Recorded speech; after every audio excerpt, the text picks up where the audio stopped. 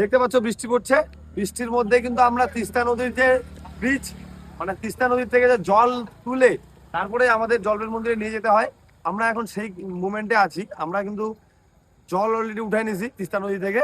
ঠিক আছে, এখানকার যা টিকিটের ব্যবস্থা ছিল সবকিছু কিন্তু ক্লোজ করে দেওয়া হয়েছে। ফ্রিতে তোমরা জল নিতে পারো, নিজের ইচ্ছে মতো পুজো দিতে পারো, ওখানে ব্রাহ্মণ আছে। তারপরে কিন্তু আমরা ওখান থেকে বের হয়ে গেলাম। আর কেউ কেউ বলছে যে এই তিস্তা নদীতে নাকি জল উঠাতে দিচ্ছে না। তো যাই হোক, আজকে বৃষ্টি পড়ছে, তারপরে কিন্তু আমরা অনেকে বলছে যে ওখানে জল উঠাতে দিচ্ছে না। তারপরে কিন্তু আমরা আসলাম, এখানে এসে কিন্তু জল তুললাম, কোনো মতো অসুবিধা হলো না। ঠিক আছে, তো এখন আমরা এখান থেকে জলপিছর উঠতে যাচ্ছি। জাস্ট তিস্তা নদী থেকে জল নিয়ে কিন্তু আমরা উঠলাম। উঠার পরে এই যে দোকানগুলো একটু দেখা, হ্যাঁ এই দোকানগুলোর পাশে এখন আপাতত আছি। অনেক আগে আমরা এতক্ষণ জল্পেশ মন্দিরের উদ্দেশ্যে রওনা অনেকক্ষণই দিয়ে দিতাম, তো আজকে বৃষ্টির জন্য একটু স্লোলি হয়ে গেছি। তো যাই হোক, এই ভিডিওটা এই পর্যন্তই।